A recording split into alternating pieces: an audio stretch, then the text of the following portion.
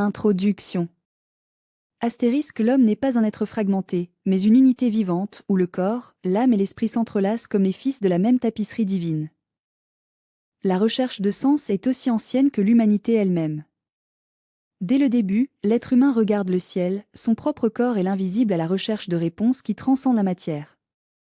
Ce voyage, qui unit la spiritualité, la foi en Dieu et la santé holistique, n'est pas seulement un chemin de la connaissance de soi, mais de la réconciliation avec l'essence la plus profonde de l'existence. Dans ce livre, nous proposons une réflexion sur la façon dont la foi, la spiritualité et la santé intégrale s'entrelacent pour former un chemin de guérison et de plénitude. Ce n'est pas une approche superficielle, mais une profonde immersion dans les problèmes qui touchent l'âme et le corps, reconnaissant que les deux sont inséparables.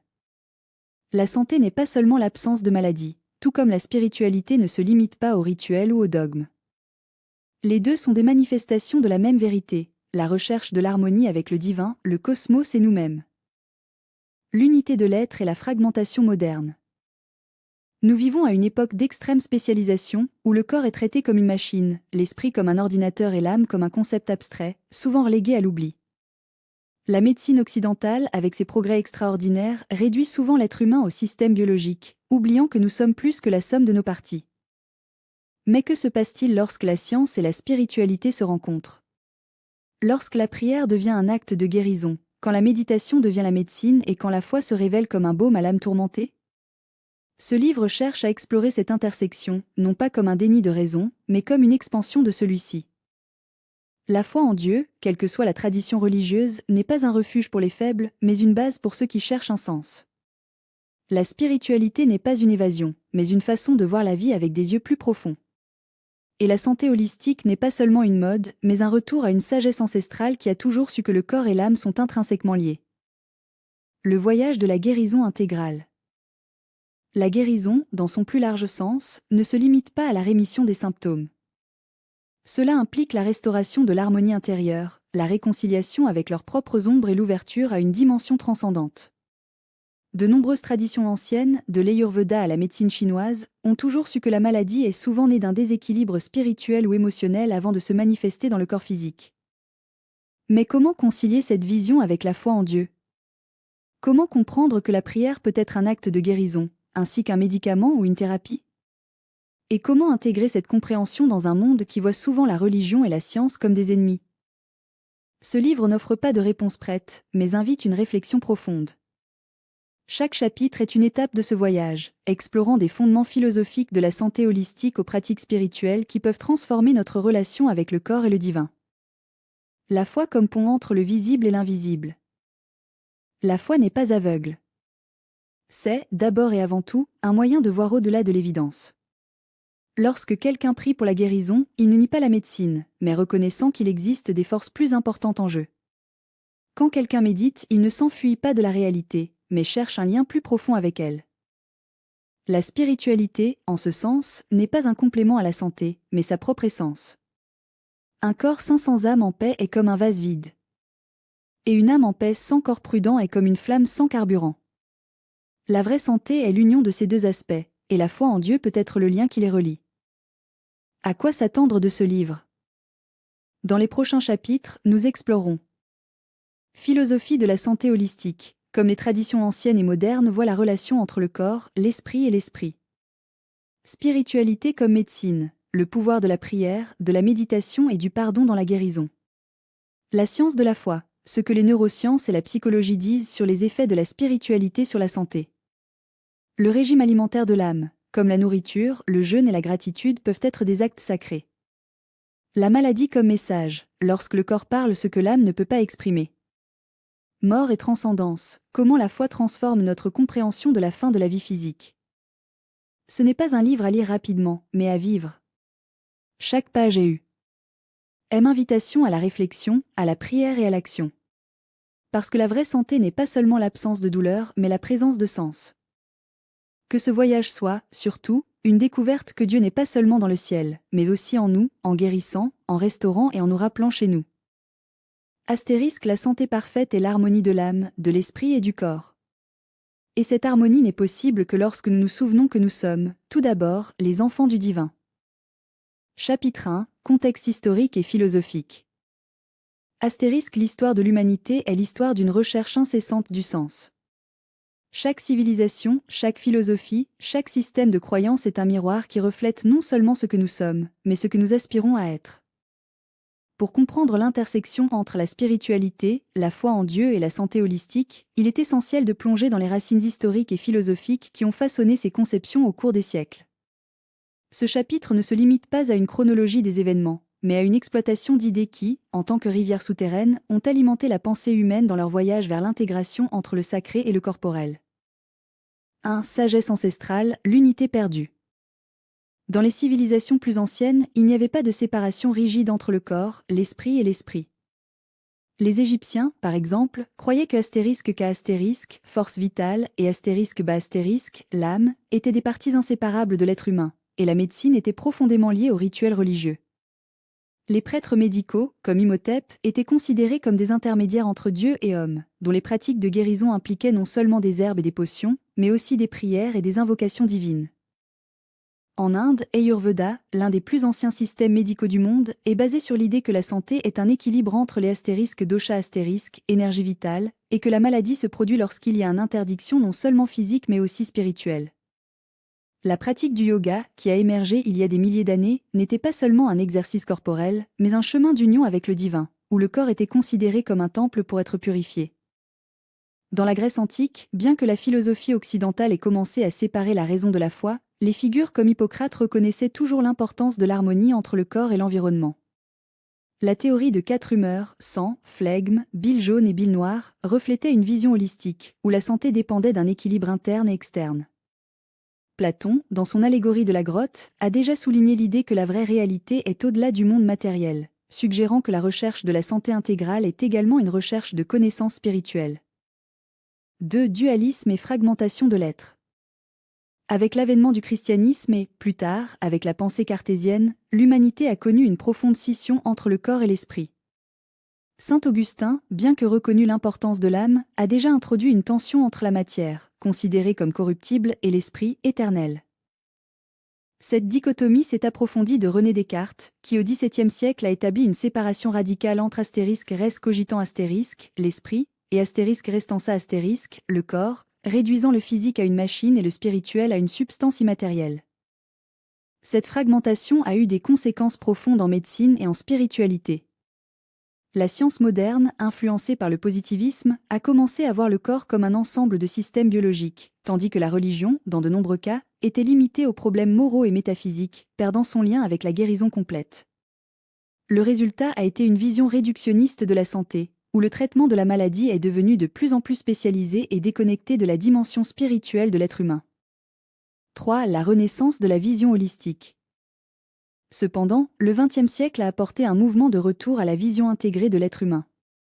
Des personnages comme Carl Jung, avec son exploitation de l'inconscient collectif et des archétypes, ont rappelé que la psyché humaine est profondément liée aux symboles et mythes religieux. La psychologie transpersonnelle, développée par Abraham Maslow et Stanislav Grof, a commencé à étudier les états de la conscience élargie et de l'expérience mystique en tant que partie essentielle du développement humain. En médecine, des pionniers tels que le Dr Edward Bach, créateur d'essences floraux, et le Dr Deepak Chopra, avec son approche de la médecine quantique, ont ramené l'idée que la guérison est non seulement physique, mais aussi énergique et spirituelle. Mouvements tels que la médecine intégrative et le PS. Icosomatique a commencé à reconnaître que les émotions, les croyances et la spiritualité ont un impact direct sur la santé. 4. Spiritualité à l'ère contemporaine, entre la science et la foi. Aujourd'hui, nous vivons dans un moment unique où la science et la spiritualité, autrefois considérées comme des ennemis, commencent à dialoguer. Des études en neurosciences, telles que Andrew Newberg sur l'expérience religieuse dans le cerveau, montrent que la prière et la méditation ont des effets mesurables sur la santé mentale et physique. La physique quantique, avec sa vision d'un univers interconnecté, fait écho aux anciennes traditions mystiques qui parlent d'une réalité unine et indivisible. Cependant, ce dialogue n'est pas exempt de défis. À une époque de la sécularisation et du matérialisme, beaucoup de gens recherchent la spiritualité en dehors des religions traditionnelles, créant un scénario de « spiritualité sans Dieu », où la foi est remplacée par des pratiques individualistes et déconnectées d'une tradition sacrée. Cela soulève des questions profondes. La santé holistique est-elle possible sans base métaphysique ? Comment réconcilier la science avec la transcendance ? 5. Vers une synthèse, la recherche d'une nouvelle conscience. Ce qui émerge de ce contexte historique et philosophique est la nécessité d'une nouvelle synthèse, où la foi, la spiritualité et la santé ne sont pas considérés comme des domaines séparés, mais comme des aspects de la même réalité. Cette synthèse ne signifie pas de retourner dans le passé, mais d'intégrer le meilleur des connaissances ancestrales aux découvertes modernes, reconnaissant que l'être humain est, en même temps, de la matière et de l'esprit, fini et infini. En ce sens, la philosophie pérenne, l'idée qu'il y a une sagesse universelle sous-jacente à toutes les traditions, peut être un moyen. Des auteurs tels que Fridtjof Schuon et Ken Wilber proposent que, outre les différences culturelles et religieuses, il existe des principes universels qui indiquent une réalité ultime, où la santé intégrale est le reflet de l'harmonie avec cette vérité. Conclusion, l'appel à une vision intégrée. Ce chapitre nous montre que le voyage vers la santé et la spiritualité holistique n'est pas une mode contemporaine, mais une recherche de Milo. Chapitre 3, Argument logique. Astérisque, la foi ne nie pas la raison, mais la transcende, la logique ne réfute pas le mystère, mais l'illumine. Astérisque. La recherche d'une compréhension intégrée entre la spiritualité, la foi et la santé holistique se heurte souvent à un paradoxe apparent. Comment réconcilier la rationalité, si appréciée dans le monde moderne, avec la dimension transcendantale de l'existence ? Ce chapitre n'a pas l'intention de réduire la foi à de simples syllogismes, mais de démontrer que la logique, lorsqu'elle est appliquée avec humilité et profondeur, peut être un pont entre le tangible et l'intangible, entre le corps et l'esprit. 1. Logique comme un outil, pas comme limite. Souvent, la raison est considérée comme un adversaire de la foi, comme si l'un excluait à un autre. Cependant, cette dichotomie est fausse. La logique, en substance, est un instrument d'ordre de pensée, une façon de structurer des idées afin qu'elles puissent être comprises et communiquées. Lorsqu'il est bien utilisé, il ne nie pas le mystère, mais l'organise dans une image intelligible. Prenez comme exemple l'existence même de Dieu.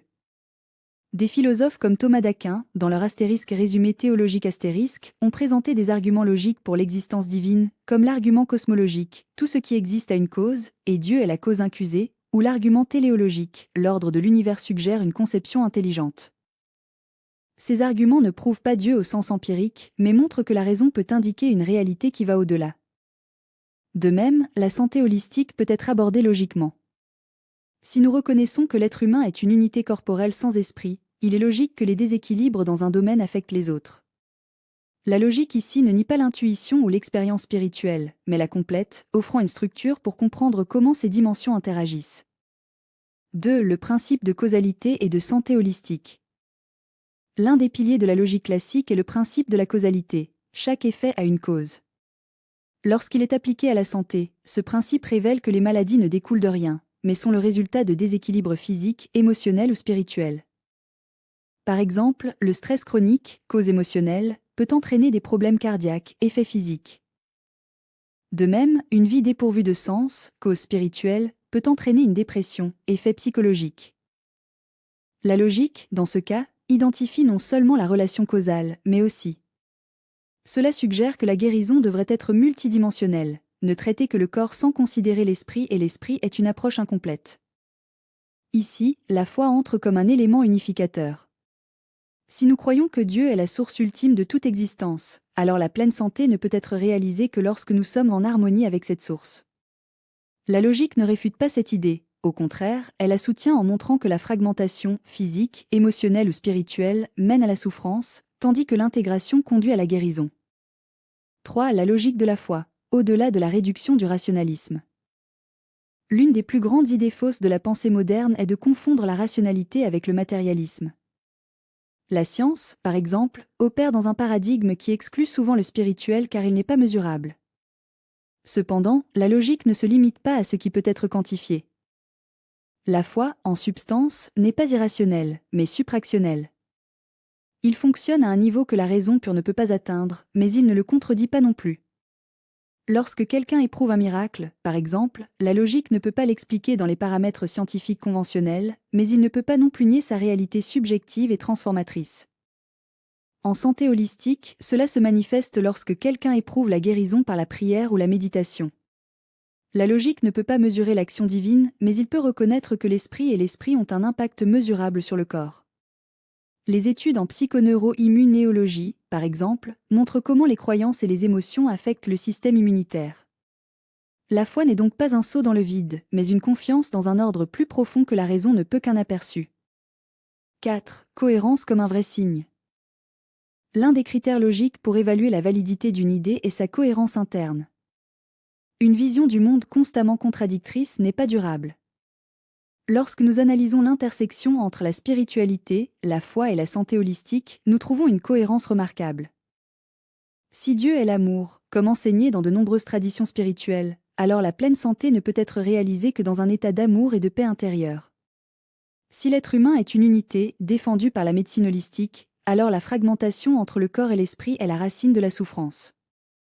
Si la foi est une force transformatrice, comme l'attesté par de nombreux contes à travers l'histoire, il doit avoir un impact tangible sur la vie des gens, y compris leur santé. Cette cohérence n'est pas accidentelle. Elle suggère qu'il existe une vérité sous-jacente qui unit ces dimensions, et la logique, au lieu de la négliger, peut l'aider à révéler. 5. La logique du silence, quand la raison célèbre au mystère. Enfin, il est important de reconnaître que la logique a ses limites. Il y a des moments où la raison doit se taire avant le mystère. La foi n'est pas le déni de la logique, mais l'acceptation qu'il existe des réalités qui transcendent la capacité humaine de compréhension totale. Dans la santé holistique, cela se manifeste lorsque quelqu'un éprouve un remède ou une paix inexplicable qui va au-delà de toute compréhension. La logique peut essayer d'analyser ces phénomènes, mais à un moment donné, il doit céder la place à l'admiration et à l'humilité. Conclusion, raison en tant que pont, pas comme une barrière. Ce chapitre n'avait pas l'intention de prouver Dieu ou la spiritualité à travers des arguments logiques, mais montrer que cette raison, lorsqu'elle est utilisée avec la sagesse, peut être un allié dans la recherche d'une vie intégrée. La foi n'est pas un ennemi de la logique, c'est sa complémentation. La santé holistique n'est pas un rejet de la science, mais son expansion pour inclure ce qui est invisible mais pas moins réel. En fin de compte, la vraie sagesse est de reconnaître que la raison nous amène à un certain. Dièse chapitre 3, arguments émotionnels. Astérisque, les larmes sont le langage de l'âme quand les silences sont les silences. Astérisque. L'émotion est peut-être le pont le plus fragile et en même temps plus puissant entre l'humain et le divin. Alors que la logique nous offre des structures, les émotions nous révèlent des profondeurs. Ils sont l'écho d'une vérité qui ne peut pas être contenue dans les mots, mais se manifeste par des soupirs, des larmes, des rires et des silences. Dans ce chapitre, nous explorons comment les émotions passent non seulement les réponses du monde extérieur, mais les signes sacrés d'une âme en dialogue avec le transcendantal. La foi, la spiritualité et la santé holistique ne sont pas seulement soutenues dans les arguments rationnels, mais aussi, et peut-être surtout, dans les arguments émotionnels.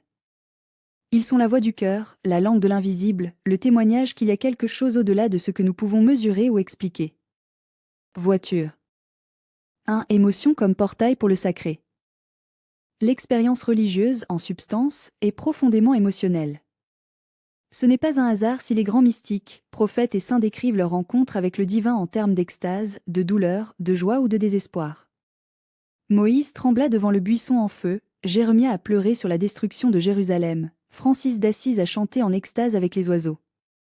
Ce ne sont pas de simples réactions psychologiques, mais des réponses d'une âme touchée par l'infini.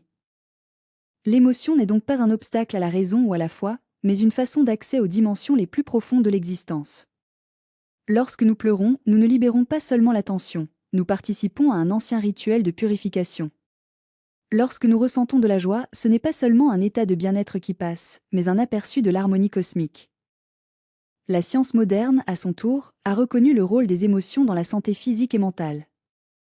Des études en psychoneuroimmunologie montrent que des états émotionnels négatifs prolongés peuvent affaiblir le système immunitaire comme des émotions positives, telles que la gratitude, l'amour et l'espoir, renforcer la résilience corporelle. Mais ce que la science ne peut pas encore mesurer est l'aspect sacré de ces émotions, la façon dont ils nous connectent avec quelque chose de plus grand que nous-mêmes. 2. La douleur comme chemin de transformation. S'il y a une émotion qui semble contredire l'idée d'un Dieu aimant, c'est de la douleur. Pourquoi un créateur parfait autoriserait-il la souffrance?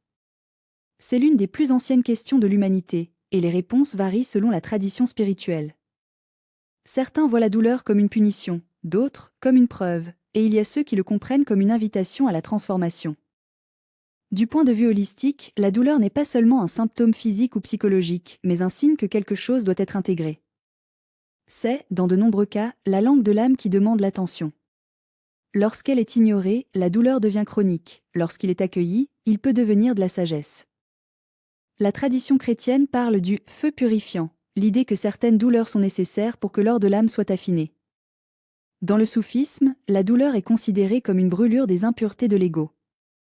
En médecine traditionnelle chinoise, la douleur est un déséquilibre énergétique qui doit être harmonisé. Dans toutes ces vues, la douleur n'est pas une fin en soi, mais une manière. Et ici se trouve l'un des arguments émotionnels les plus puissants en faveur de la foi, la capacité de donner un sens à la souffrance. Lorsque nous pensons qu'il y a un objectif plus important, même une douleur plus profonde peut devenir un acte de livraison, une forme de communion avec le divin. 3. La joie comme manifestation de l'esprit. Si la douleur est une invitation à la transformation, la joie est un aperçu du paradis.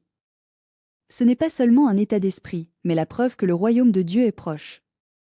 Lorsque nous ressentons une vraie joie, pas l'euphorie qui passe, mais cette paix profonde qui est indépendante des circonstances, nous connaissons un fragment d'éternité.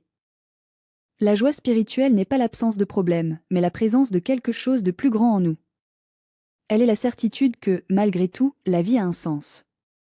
Et cette certitude ne vient pas des arguments logiques, mais d'une expérience émotionnelle intime qui transcende la raison. En santé holistique, la joie est l'un des piliers de la guérison. Il active les mécanismes biochimiques qui renforcent le corps, mais ouvre également des portes au sacré. Quand nous rions, lorsque nous damnons, lorsque nous ressentons de la gratitude, nous alignons notre être avec l'harmonie de l'univers. 4. La colère et le pardon, la bataille intérieure. S'il y a une émotion qui semble éloignée de la spiritualité, c'est la colère. Il est considéré comme négatif, destructeur, quelque chose à éviter.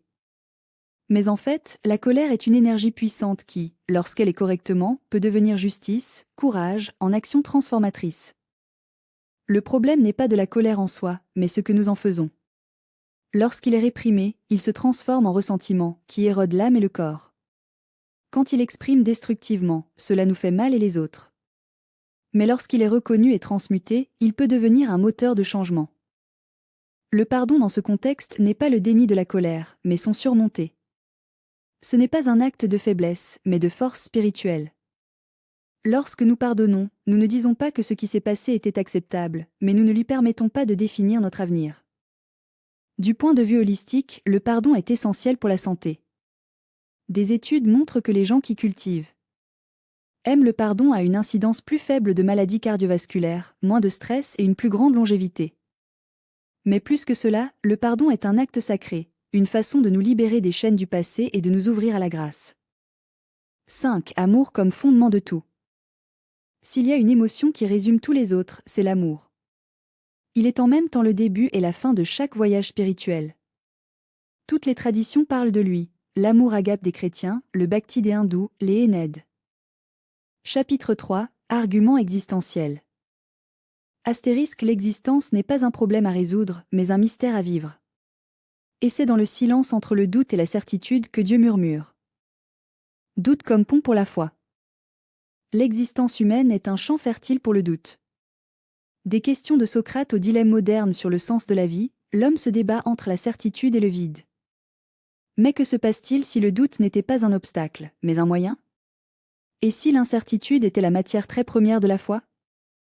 La philosophie existentialiste, en particulier à Kierkegaard, nous enseigne que la foi n'est pas l'absence de doute, mais le courage de croire malgré elle. Le psalmiste crie « Astérisque je crois, Seigneur, mais ça aide mon incrédulité ». Astérisque, Marc 9h24. Cette tension entre la raison et le mystère est le sol où la spiritualité authentique s'épanouit. Il ne s'agit pas de nier le doute, mais de transcender sa limitation. Lorsque nous rencontrons la souffrance, la maladie ou la mort, la foi n'offre pas de réponse simpliste, mais une présence. Le doute n'est donc plus un abîme et devient un pont pour quelque chose de plus grand. La santé holistique dans ce contexte n'est pas seulement la guérison du corps, mais l'intégration de l'âme dans sa recherche de sens. Solitude et rencontre avec le divin. La solitude est l'une des expériences les plus profondes de l'existence. Dans un monde hyperconnecté, nous n'avons jamais été aussi seuls. Mais la solitude n'est pas seulement un vide à remplir, c'est un espace sacré où l'homme rencontre sa propre essence. Sartre a déclaré que astérisque l'enfer et les autres astérisques, mais la spiritualité nous rappelle que l'enfer peut aussi être l'absence de soi. Lorsque nous faisons taire, lorsque nous nous permettons d'être seuls sans s'enfuir, nous constatons que la solitude n'est pas une punition, mais une invitation à rencontrer Dieu. La santé intégrale, en ce sens, ne se limite pas à l'équilibre physique, mais à la capacité d'habiter l'âme elle-même. La méditation, la prière et les souvenirs ne sont pas des pratiques d'évasion, mais des moyens de renouer avec la source de vie. Lorsque nous nous permettons d'être seuls face au mystère, nous constatons que nous n'avons jamais été vraiment seuls. Liberté et poids de responsabilité. La liberté est l'un des piliers de l'existence humaine. Mais, comme Sartre nous le rappelle, l'homme est condamné à être libre. Cette liberté n'est pas un cadeau léger, mais un lourd fardeau, car il est responsable de choisir qui nous serons. La spiritualité nous offre un paradoxe. La vraie liberté n'est pas en l'absence de frontières, mais dans la reddition à quelque chose de plus grand. Lorsque nous nous soumettons à la volonté divine, nous ne devenons pas des esclaves, mais vraiment gratuits. La santé holistique dans ce contexte est la capacité de vivre en harmonie avec cette liberté sans être détruite par elle. L'anxiété, la dépression et l'épuisement sont souvent des symptômes de liberté mal compris. Lorsque nous nous perdons dans des choix vides, lorsque nous cherchons à combler le vide de choses qui passent, le corps tombe malade et l'âme s'estompe. La guérison n'est donc pas de nier la liberté, mais de le diriger vers ce qui est éternel. La mort en tant que maître de vie. La mort est le grand tabou de la modernité. Nous vivons comme si nous étions immortels, mais la mort est la seule certitude que nous avons. Et si, au lieu de fuir d'elle, nous la guidons comme un maître ? La philosophie existentialiste, en particulier dans Heidegger, nous rappelle que la conscience de la mort est ce qui nous rend vraiment humains. La mort n'est pas seulement la fin, mais ce qui donne un sens à la vie. Lorsque nous nous permettons de réfléchir à notre finitude, nous découvrons ce qui compte vraiment. La spiritualité, à son tour, nous enseigne que la mort n'est pas un abîme mais un passage. La foi en Dieu nous permet de faire face à la mort non pas par peur, mais avec espoir. La santé holistique en ce sens comprend la préparation à la mort, non comme une défaite, mais comme la dernière et la plus profonde transformation. Silence comme réponse. Dans un monde bruyant, le silence est devenu une rareté. Mais c'est en silence que Dieu parle. Le prophète Élie. Il n'a pas trouvé Dieu dans le vent, le tremblement de terre ou dans le feu, mais dans le murmure doux d'une brise un roi 19h12. Le silence n'est pas l'absence de son, mais la présence du sacré. Lorsque nous nous permettons de nous taire, lorsque nous éteignons le bruit extérieur, nous découvrons une voix intérieure qui nous guide. La santé intégrale n'est donc pas seulement ce que nous mangeons ou combien nous faisons de l'exercice, mais dans la capacité d'entendre. La méditation, la contemplation et la prière sont des pratiques qui nous reconnectent avec cette voix. Ils ne fuient pas de la réalité, mais plongent dedans. Lorsque nous faisons taire, nous constatons que la réponse à nos questions existentielles n'est pas sortie, mais à l'intérieur. Conclusion, l'existence en tant qu'offre. La vie n'est pas un problème à résoudre, mais un mystère à vivre. Les arguments existentiels ne nous donnent pas de réponse définitive, mais nous invitent à un voyage. La foi, la spiritualité et la santé holistique sont des moyens qui s'entrelacent dans cette recherche. Il ne s'agit pas de nier le doute, la solitude, la liberté ou la mort, mais de les intégrer dans une meilleure opinion. Lorsque nous nous permettons de vivre consciemment, lorsque nous ouvrons au mystère, nous constatons que l'existence n'est pas un poids mais une offrande. Et à la fin, la plus grande découverte est peut-être la suivante, que Dieu n'est pas seulement dans le ciel, mais dans l'acte même de l'existant. Chapitre 3, Réflexion profonde. La profondeur de la pensée n'est pas dans la complexité de vos mots, mais dans la capacité de toucher le silence qui habite entre eux. La recherche de l'infini dans le fini. L'existence humaine est, essentiellement, une tension entre fini et infini. Nous vivons dans des organismes limités, sous réserve du temps et des lois de la matière, mais nous portons en nous une agitation qui nous pousse au-delà du tangible. Cette recherche de transcendant n'est pas un simple caprice de l'esprit, mais une nécessité de l'âme. Lorsque nous regardons le ciel étoilé ou voyons l'immensité de l'océan, quelque chose en nous reconnaît qu'il y a plus que visible, plus que mesurable. La spiritualité dans ce contexte n'est pas une évasion de la réalité, mais une immersion plus profonde. Il ne s'agit pas de nier le corps ou le monde matériel, mais de reconnaître que les deux sont des portails à quelque chose de plus grand. La foi en Dieu, quelle que soit la façon dont elle est conçue, apparaît comme un pont entre le connu et l'inconnu, entre ce que nous pouvons toucher et ce que nous ne pouvons donner que. Le silence en tant que maison de sagesse. Dans un monde où le bruit est devenu constant, le silence est une révolution. pas le silence de l'absence de son, mais le silence intérieur, celui qui vous permet d'entendre la voix la plus subtile de la conscience. De nombreuses traditions spirituelles parlent de l'importance des souvenirs, de la méditation, de la prière silencieuse. Ces pratiques ne sont pas de simples exercices de concentration, mais des portes d'entrée à un état de présence où l'ego se dissout et la véritable essence émerge. Lorsque nous nous permettons de plonger dans ce silence, nous réalisons que la santé n'est pas seulement un équilibre biochimique, mais une harmonie entre le corps, l'esprit et l'esprit. Le stress, l'anxiété et même de nombreuses maladies physiques sont en grande partie des reflets d'une déconnexion avec cette dimension plus profonde de l'être. Le silence n'est donc pas vide, il est rempli par la présence divine, la voix de l'intuition, la sagesse qui transcende le rationnel. La douleur en tant qu'enseignant et la guérison comme intégration. La douleur, sous ses formes multiples, est souvent considérée comme un ennemi à éviter. Cependant, lorsqu'elle est vue avec courage et conscience, elle peut devenir un grand maître. La douleur physique, émotionnelle ou spirituelle n'est pas une punition, mais un signe que quelque chose doit être intégré, compris ou transformé. Dans la tradition chrétienne, la croix est un symbole de la souffrance, mais aussi de la rédemption. Dans les philosophies orientales, la souffrance est considérée comme une opportunité de croissance. Dans les deux perspectives, la douleur n'est pas refusée mais transmutée. La santé holistique, en ce sens, n'est pas seulement l'absence de douleur, mais la capacité de le traverser avec sens. Lorsque nous acceptons la douleur dans le cadre du processus de guérison, nous commençons à réaliser que la vraie santé n'est pas la perfection physique, mais la capacité de vivre en équilibre, même face aux imperfections. La foi dans ce contexte n'est pas une béquille pour les faibles, mais une force qui nous soutient lorsque les certitudes matérielles échouent. Unité dans la diversité des croyances. L'un des plus grands défis de la spiritualité moderne est la tendance à fragmenter la vérité dans les dogmes et le système. Le fermer. Souvent, la foi devient un mur qui se sépare au lieu d'un pont qui unit. Cependant, lorsque nous regardons les grandes traditions spirituelles du monde, nous réalisons que malgré les différences de surface, ils pointent tous vers la même vérité essentielle, l'unité de la vie. Le Dieu des chrétiens, le Brahman des hindous, le Tao des Chinois, le grand esprit des traditions autochtones, toutes sont des expressions différentes de la même dernière réalité. La santé holistique, en ce sens, n'est pas liée à une seule croyance, mais à la capacité de reconnaître la divinité en toute chose. Lorsque nous comprenons cela, la spiritualité n'est plus une question d'appartenir à un groupe et devient une expérience personnelle et universelle. La foi ne nous sépare pas, mais elle nous relie, aux autres, à la nature et au mystère qui nous soutient. La mort en tant que portail, pas comme fin.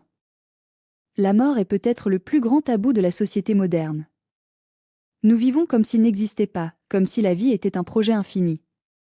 Cependant, toutes les grandes traditions spirituelles enseignent que la mort n'est pas la fin mais un passage. Ce n'est pas le déni de la vie, mais sa consommation.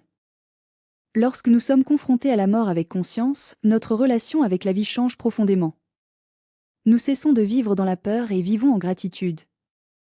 La santé holistique, en ce sens, n'est pas seulement la préservation du corps, mais la préparation de l'âme pour ce qui va au-delà. La foi en Dieu dans ce contexte n'est pas une garantie de l'immortalité physique, mais la certitude que l'essence de ce que nous sommes ne peut être détruite. La mort n'est donc pas une défaite, mais une transformation. Et quand nous comprenons cela, chaque instant de vie devient sacré. Conclusion, la vie en tant qu'œuvre d'art divine. En fin de compte, l'existence n'est pas un problème à résoudre, mais un mystère à vivre. La spiritualité, la foi et la santé holistique ne sont pas des manières distinctes, mais des aspects du même voyage, un voyage de retour à l'unité perdue. Lorsque nous nous permettons de réfléchir profondément à ces questions, nous réalisons que la vie n'est pas une chance, mais une œuvre d'art divin. Et nous, dans le cadre de ce travail, sommes appelés non seulement pour survivre, mais pour prospérer, pour obtenir l'infini avec des mains finies et ainsi découvrir que le sacré n'est pas loin, mais en nous. Astérisque, la vraie profondeur n'est pas ce que nous savons, mais dans ce que nous pouvons ressentir lorsque nous nous permettons d'être touchés par le mystère. Ce chapitre explore des sujets tels que la relation entre fini et l'infini, le silence comme source de sagesse, la douleur comme chemin de guérison, l'unité dans diverses traditions spirituelles et la mort comme transformation. Il maintient la cohérence avec le thème central du livre, mais présente de nouvelles perspectives sans répéter le contenu précédent. Conclusion, retour à l'unité. Astérisque, à la fin de chaque recherche, il n'y a pas de réponse, mais un silence qui contient tout. Et dans ce silence, nous constatons que nous n'avons jamais été séparés. Le voyage que nous avons parcouru sur ces pages n'était pas seulement une exploration des idées, mais une invitation à l'expérience directe de ce que nous avons toujours su, mais nous oublions, Cette vie est une toile sacrée, où chaque fil, esprit, indispensable à l'harmonie de l'ensemble. Nous prenons maintenant fin, mais à un seuil, un espace où la connaissance se dissout dans la sagesse et la recherche devient présence. 1. Le mystère de l'intégration. Tout au long de ce livre, nous parlons de la foi holistique, de la spiritualité et de la santé comme dimensions interconnectées, mais c'est dans la conclusion que nous reconnaissons le vrai défi, vivre cette intégration. Il ne s'agit pas d'accumuler des informations ou des pratiques, mais de permettre à la conscience de se développer jusqu'à ce que vous réalisiez que la séparation entre le sacré et le monde, entre le corps et l'âme est une illusion. La santé intégrale n'est pas un état à réaliser, mais une reconnaissance continue que nous sommes déjà terminés. La foi, en ce sens, n'est pas un refuge de raison, mais le courage de s'appuyer sur l'inconnu. La spiritualité n'est pas une évasion du monde, mais la découverte que le monde est en soi une manifestation du divin. Et la santé holistique n'est pas un ensemble de techniques, mais l'art d'écouter le corps comme un temple, l'esprit comme un jardin et l'esprit comme une rivière qui coule vers l'océan infinity. 2. L'ombre et la lumière, l'acceptation de l'ensemble. L'une des plus grandes idées fausses du voyage spirituel est la tentation de nier les parties de nous que nous considérons comme imparfaits. Nous recherchons souvent la santé, la paix ou la sainteté comme s'ils étaient un état de pureté inaccessible, oubliant que c'est précisément dans les fissures que la lumière entre. La douleur, la maladie, le doute et même la déception ne sont pas des obstacles, mais les maîtres déguisés. La véritable santé holistique n'est pas l'absence de conflit, mais la capacité d'adopter toutes les expériences comme partie nécessaire du chemin. La foi, lorsqu'elle est authentique, ne nie pas la souffrance, mais la transfigure. Le corps n'est pas un ennemi à dominer, mais un allié à comprendre. Et l'esprit n'est pas une abstraction lointaine, mais l'essence qui anime chaque cellule, chaque pensée, chaque souffle. 3. Silence comme réponse. Dans un monde obsédé par les réponses, la conclusion de ce livre n'offre pas de solution prête, mais une invitation au silence. Car, au fond, toutes les questions que nous avons posées, sur Dieu, sur la guérison, sur le sens de la vie, ils n'ont pas de réponse qui peuvent être encapsulées en mots. Ils ne peuvent être vécus que. Le silence n'est pas vide, mais la plus grande présence. C'est en elle que nous réalisons que la recherche de Dieu, pour la santé et le sens n'est pas un voyage linéaire, mais un réveil vers ce que nous sommes déjà. La foi n'est pas une croyance aveugle, mais la confiance que même lorsque nous ne comprenons pas, il y a une plus grande intelligence opérant. La santé n'est pas un idéal lointain, mais l'harmonie qui survient lorsque nous cessons de nous battre. 4. Le chemin sans fin. S'il y a quelque chose que ce livre nous apprend, c'est qu'il n'y a pas d'arrivée définitive. La vie est un mouvement perpétuel, une danse entre la forme et le sans-forme, entre le connu et le mystère. La spiritualité ne se termine pas par un éclairage final, tout comme la santé n'est pas un état statique. Les deux sont des processus dynamiques qui nécessitent l'attention, la livraison et, surtout, l'amour. L'amour, soit dit en passant, est la clé qui unit toutes les dimensions. L'amour pour Dieu, l'amour pour le corps, l'amour pour la vie dans toutes leurs expressions. Pas un amour conditionnel, qui dépend des mérites ou des perfections, mais un amour inconditionnel qui reconnaît la divinité dans chaque fragment de l'existence. 5. L'invitation finale. Lorsque nous fermons ces pages, nous ne terminons pas de discussion, mais ouvrons une porte. L'invitation est pour vous, le lecteur, non seulement réfléchissez à ces mots, mais les incarnant. Que la foi non seulement un concept, mais une expérience vivante. Que la spiritualité ne soit pas un refuge, mais une danse avec le monde. Que la santé ne soit pas une obsession, mais un flux d'équilibre naturel. En fin de compte, il n'y a pas de séparation entre la vie sacrée et la vie quotidienne. Laver la vaisselle peut être un acte de dévotion. Marcher dans le parc peut être une méditation. Et chaque souffle, un rappel que vous êtes en même temps le pèlerin et le chemin. Que cette conclusion n'est pas un adieu, mais un jusqu'à bientôt. Parce que le vrai voyage n'est pas dans ces pages, mais dans votre cœur, dans votre souffle, en votre présence. Et c'est là, ici et maintenant, que Dieu, la santé et la plénitude vous attendaient toujours. Astérisque au début, c'était la parole, et la parole était avec Dieu, et la parole était Dieu. Et la parole est devenue chair et habitait parmi nous. En fin de compte, nous avons constaté que le Verbe n'est pas seulement dans les livres sacrés, mais dans chaque battement de votre cœur. Et c'est dans ce rythme sacré que la vie a enfin du sens.